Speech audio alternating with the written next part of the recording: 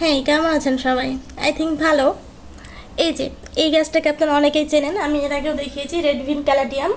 Caladium প্রজাতির প্রত্যেকটা গাছই আমার ভীষণ পছন্দ। তো এই গাছের যখন পাতাগুলো কিছুটা বয়স হয়ে যায় তখন এইভাবে কেটে ফেলি, তাহলে নতুন আরও পাতা গজাতে সাহায্য করে। তো এই যখন গাছগুলোর পাতা কাটতে যাচ্ছিলাম তখন আমার একটা কথা মাথায় আসলো এরকম, এই যে দেখেন, পুরো গাছটাকে যদি আমি একটা মানুষের জীবন হিসাবে ধরি, তাহলে দেখেন প্রথমে যখন ছোট থাকে শৈশবকাল, তারপরে কৈশোর, যৌবন, একদম প্রাপ্তবয়স্ক একটা কাল, এই সব কিছু মিলিয়ে শেষে এসে এই যে বয়োজ্যেষ্ঠকাল। দেখেন যখন প্রথম অবস্থাগুলোতে থাকে তখন কত বর্ণিল, কত সুন্দর জীবন থাকে, এবং শেষ বয়সে এসে নুয়ে পড়ে, ভার চলে আসে। তো প্রত্যেকটা মানুষের জীবনও কিন্তু এরকম। হ্যাঁ, তো অনেকে এই সময়টায় মানে যৌবন কালগুলোতে যখন থাকে তখন অনেক বেশি অহংকার করে, বয়স নিয়ে কখনো ভাবে না।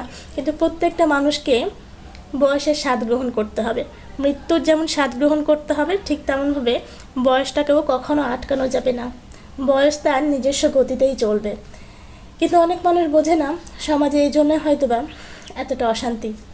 তো এটাই মনে হলো যে গাছের সাথে মানুষের জীবনে ওতপ্রোতভাবে জড়িত রয়েছে, এই কারণে হয়তো বা গাছের সাথে মানুষের নিবিড় বন্ধন।